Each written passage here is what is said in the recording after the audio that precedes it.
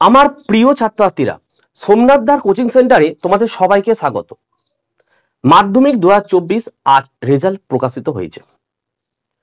এবছরে 86.31% কিন্তু পাস করেছে এবং 2 লাখেরও বেশি ছাত্রছাত্রী কিন্তু এবছর অকৃতকার্য হয়েছে।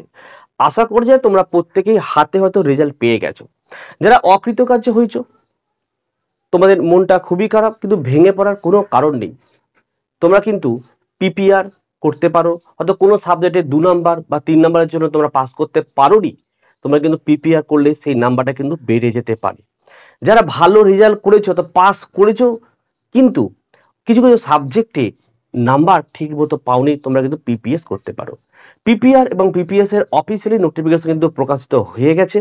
আজকের এই ভিডিওটা আমি দেখিয়ে দেবো তোমরা কতদিনের মধ্যে পিপিএস পিপিআর করতে পারবে, পিপিএস এবং পিপিআর ব্যাপারটা কি, কিভাবে এই খাতাগুলোকে দেখা হয়, কত টাকা লাগে, সমস্ত কিছুই আজকের এই ভিডিওতে থাকবে। কাজে তোমরা ভিডিওটি প্রথম থেকে শেষ পর্যন্ত দেখো, সম্পূর্ণ তোমাদেরকে আমি ক্লিয়ার করে দেবো। তো চলো আমরা ভিডিওটি শুরু করি। সবার প্রথম আমি তোমাদের পিপিএস ব্যাপারটা বোঝাই। দেখো, পিপিএস হচ্ছে পোস্ট পাবলিকেশন স্ক্রুটিনি।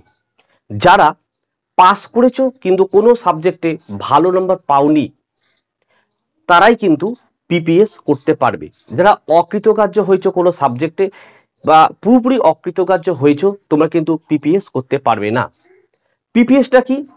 তুমি যে খাতাতে তুমি পরীক্ষা দিয়েছিল সেই খাতাটার কিন্তু পুনর্মূল্যায়ন হবে না। তাই কি কি হবে? প্রথমত 3টে জিনিস তোমাদের চেক করা হবে। একটা হচ্ছে তোমাদের যে নাম্বারটা দেয়া হয়েছে সেই নাম্বারটা যোগ করে দেখবে প্রথম থেকে শেষ পর্যন্ত যে যোগটা ঠিক আছে কিনা।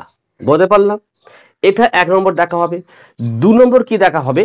ধরো 10খানা 2 নম্বরের প্রশ্ন দেওয়া রয়েছে, তুমি ধরো 10টা প্রশ্নের উত্তরই ঠিক করেছো, হয়তো স্যার 10টাতেই রাইট দিয়েছে, কিন্তু 9টার নাম্বার ওখানে বসিয়েছে, তখন যোগ করেছিল 9টার নাম্বারে কিন্তু অ্যাড হয়েছে। দেখো, একটা যে 2 নম্বর হয়তো লিখতে ভুলে গেছিল সেটা কিন্তু অ্যাড হয়নি।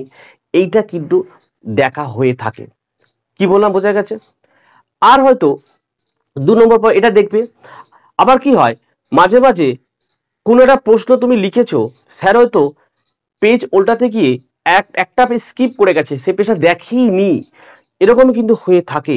যাদের এইগুলো হয়ে থাকবে তাদের এইগুলোকেই চেক করা হবে। তাহলে পিপিএস এ আমি যে 3টে জিনিস বললাম, এই 3খানা জিনিস তোমাদের কিন্তু দেখা হবে।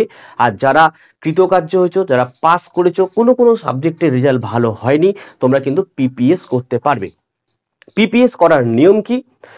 দেখো, আজকে রেজাল্ট বেরিয়েছে, আজ থেকে 15 দিনের মধ্যে তোমাকে পিপিএস বা পিপিআরটা করতে হবে। প্রত্যেকের স্কুলে কিন্তু নোটিশ দিয়ে দিয়েছে, আজ থেকে 15 দিনের মধ্যে করতে হবে, অর্থাৎ 12, 13, 14 মের মধ্যে করে নিতে হবে। পিপিএসটা কিভাবে করবে?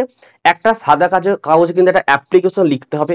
আমার নাম অমুক, 10ম শ্রেণীর ছাত্র, আমার রোল নাম্বার এত, এই সাবজেক্টগুলিতে আমি কম নম্বর পেয়েছি, এতে আমি খুবই অসন্তুষ্ট হয়েছি, আমি এই সাবজেক্টগুলিতে পিপিএস করতে চাই, এইটা দিতে হবে লিখে।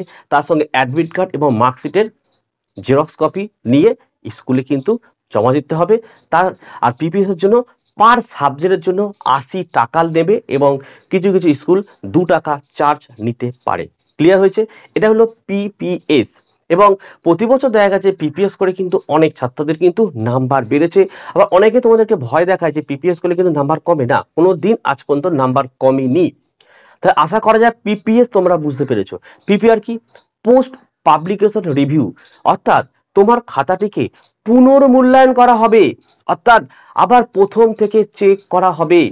যারা অকৃতকার্য হয়েছো তারা রিভিউ করবে এবং তোমাদের একই সিস্টেমে অ্যাপ্লিকেশন লিখতে হবে, অ্যাডমিট কার্ড এবং মার্কশিটের জেরক্স কপি স্কুলে জমা দিতে হবে। ঠিক এরকম 15 দিনের মধ্যে দিতে হবে। চেষ্টা করবে 12-13 মের মধ্যেই এইটাকে কমপ্লিট করতে হবে।